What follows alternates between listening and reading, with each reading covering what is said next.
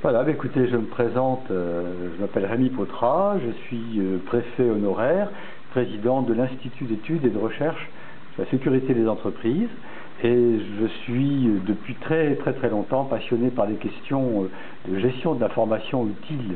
aux acteurs économiques, qu'on appelle plus communément l'intelligence économique, encore que ce terme parfois fasse un peu peur. Mais je pense qu'aujourd'hui, effectivement, c'est une pratique dont on n'a plus besoin que jamais dans la période de crise, parce que l'intelligence économique, qu'est-ce que c'est au fond? C'est trois éléments fondamentaux de la veille, c'est-à-dire s'intéresser à l'environnement concurrentiel dans lequel on est, de la sécurité économique, protéger son patrimoine en particulier, et puis de l'influence, du lobbying. Et ces éléments-là, malheureusement, s'agissant de notre pays, s'agissant de la France, sont souvent encore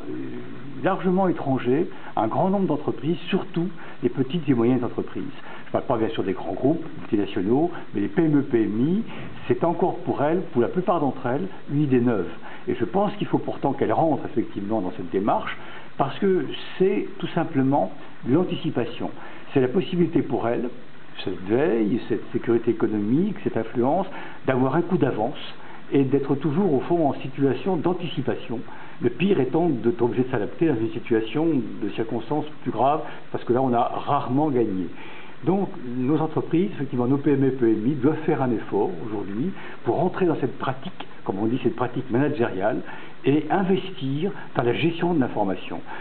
Trop peu d'entreprises le font, elles y consacrent aussi trop peu de moyens. Nos principaux concurrents ont depuis très longtemps mis en place des systèmes de gestion de l'information, et il faut que la France, en effet, pour tenir son rang, elle-même fasse un effort très important d'organisation, à la fois bien sûr de l'intelligence économique au niveau central, mais surtout de diffusion dans les territoires, dans le tissu économique, dans les petites et moyennes entreprises, de cette pratique qui est vraiment plus qu'adaptée à la crise, car c'est encore une fois non seulement les moyens de sortir, les moyens d'anticiper dans un environnement concurrentiel qui est de plus en plus dur.